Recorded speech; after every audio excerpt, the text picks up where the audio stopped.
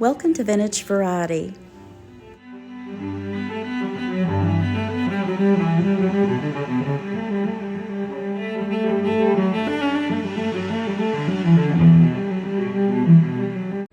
I have a jewelry haul and a couple of accessories to show you guys this week.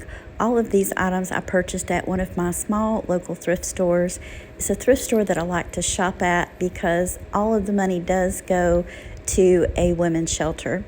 So I'm going to push all this to the side and I'll show you the items a few at a time, saving my favorite items to show you last. I picked up a couple of very dainty necklaces this week. I really love this. This is just a simple costume jewelry necklace, but what I really liked about it was the overall design. I have a necklace that's done in sterling that's kind of similar to this one, and I thought that this would look great worn with that one.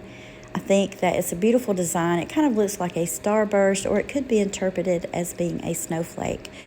I have to admit, when I spotted this necklace, my heart sped up a little bit, and I thought there's no way, because this looks just like the Tiffany & Co. Elsa Peretti bean necklace.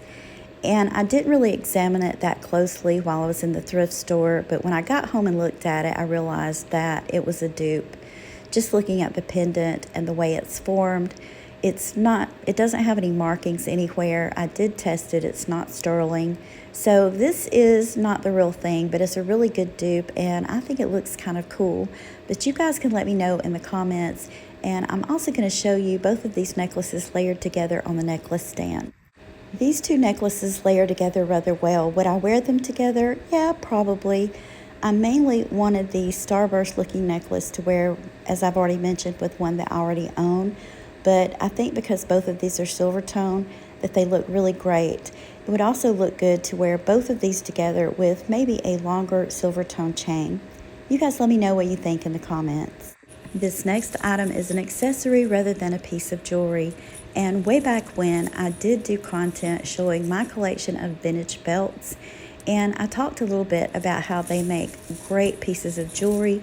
You can wear these pieces as necklaces. I owned a belt identical to this one, and I believe I may have listed it in my eBay store and sold it. But I will show you guys on the jewelry stand a couple of different ways that this beautiful tasseled belt could be worn as a necklace.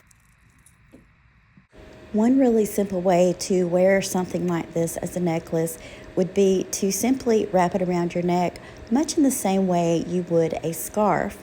Here you can see that the tassels, I've kind of evened it out so that they're even with each other on each side, but you wouldn't necessarily have to do that. You could wear the tassels at different lengths just for a little bit of a different look or some contrast. Another way that I would wear this is you could simply put it around the neck and loop one end over the other.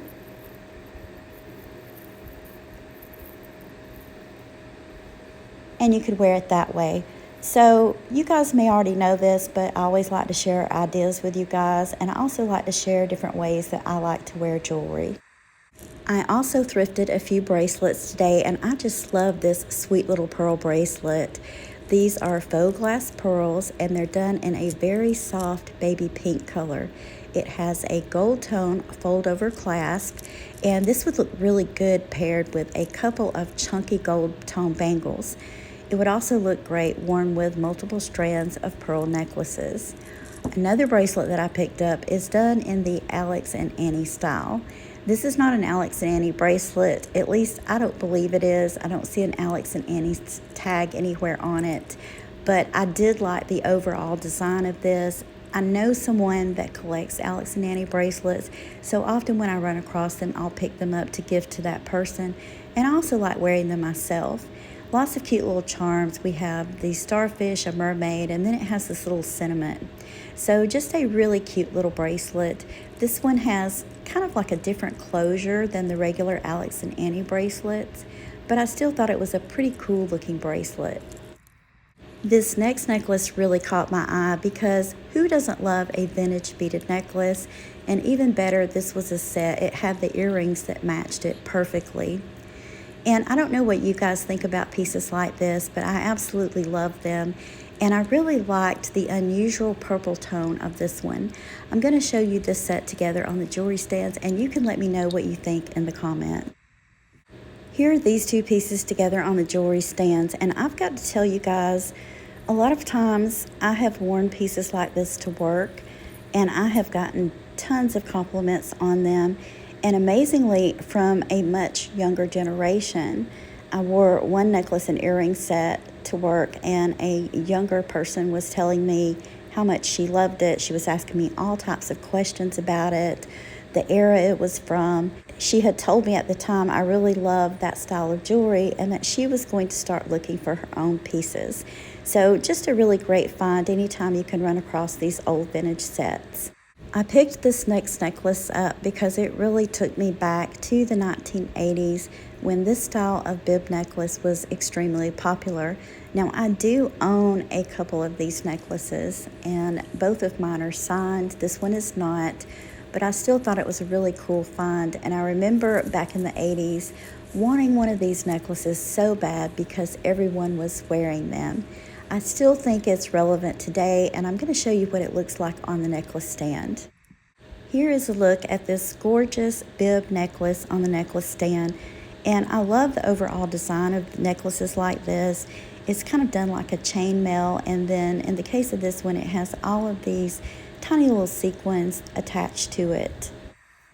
This next necklace is what I would say it more modern costume jewelry, but it is a really cool design. And this one is smart. Show you guys the marking on it. This is a Lea Sophia necklace, and I really do like Lea Sophia costume jewelry. I feel like their pieces are very well made and really good quality, and I have a few pieces in my own personal jewelry collection.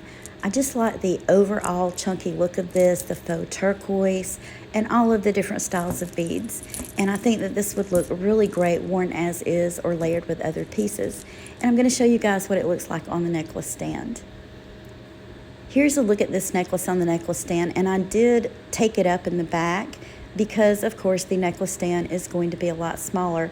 But this is a relatively long necklace, so this is going to be a great looking necklace to wear in 2026. It's really going to fit in with the style of the layered necklaces, chunky necklaces, and longer ones.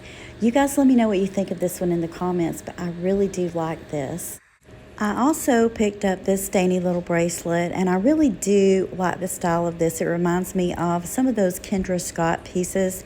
I think I did have a pair of really pretty Kendra Scott earrings that was done in this design.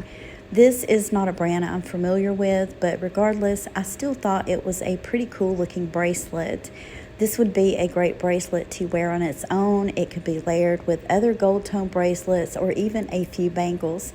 In fact, I could even wear it with that really pretty Lea Sophia necklace because I do think that it would blend in well with the colors. This is another modern costume necklace that I picked up. Don't know who it's by. It doesn't have any kind of a tag on it anywhere. It does have an extender on it. And the reason I picked this up is because of the design of it. Often when I'm out thrifting and I run across pieces of jewelry that I find the design of them interesting or I like the way it's made, I will pick them up just so I can examine it closer in case I want to try making something similar on my own. I think it's a really neat looking necklace, and I'm going to show it to you guys on the necklace stand. So I think that this is definitely a necklace that I would be more than willing to wear either by itself or layered with other pieces. And just looking closely at the design of it, this would be something really easy to make. You just need a piece of chain and lots of jump rings that you could attach to it. So just a really good idea. I'll probably keep this around in case I want to make something similar to it. This is another modern costume necklace that I picked up, and I think this is more of like a charm necklace. It reminds me a lot of a charm bracelet.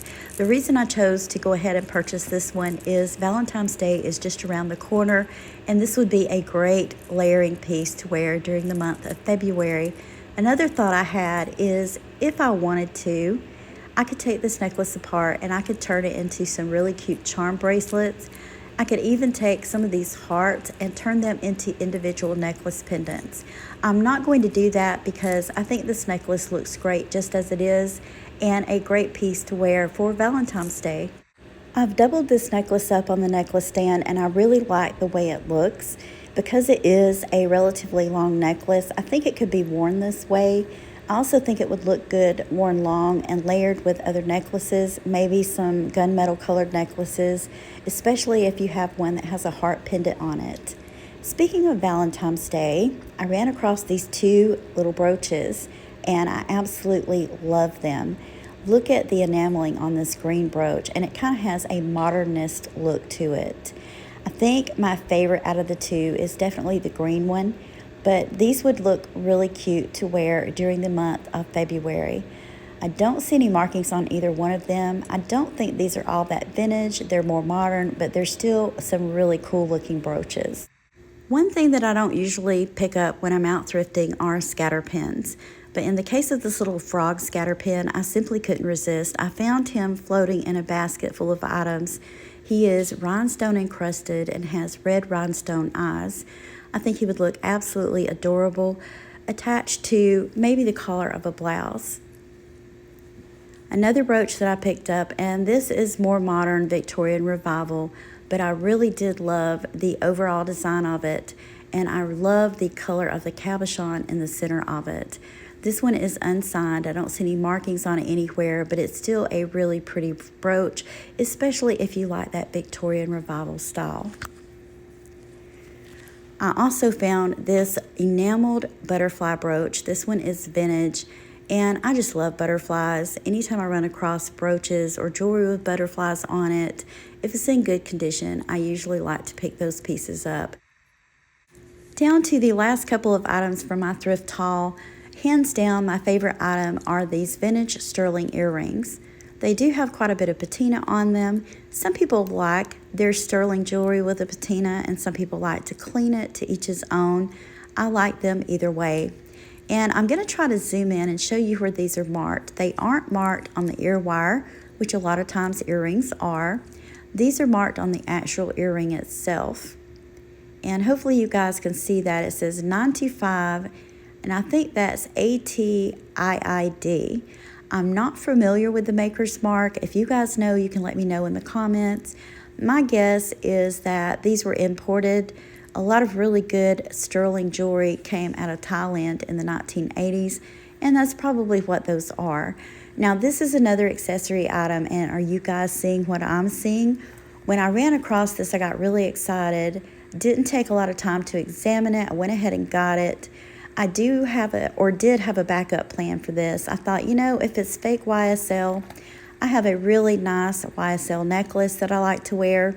I can always take the two zipper pulls off and I can turn them into a pair of earrings to go with my necklace, fake or not. So this is a really nice cosmetic bag. I did examine it closely when I got home, and I thought, it doesn't really look fake to me. And then I decided to take a close look at the inside of it. And you can see on the inside, this is very, very clean. And then I found the tag on the inside. And you can see this is champagne made exclusively for YSL. So I'm pretty sure that this is authentic. And my best guess is this is one of those gift items. You'll see them a lot certain times of year or around Christmas time.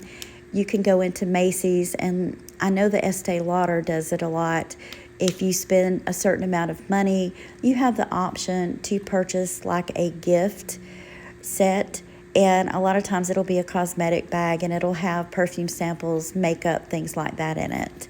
So just a really good find. I'm very excited about this one, but you guys let me know what you think in the comments. I feel like today's thrift haul was a pretty good one. I found lots of great jewelry items and a few really cool accessories. You guys let me know in the comments which items were your favorites, and if you enjoyed today's content, please remember to give me a thumbs up. I want to thank you for taking time out of your day to share these items with me. If you haven't already, please consider subscribing to my channel. Ring the bell for notifications, and you'll be notified anytime I upload new content. Thank you again for watching, and I hope you all have a wonderful day.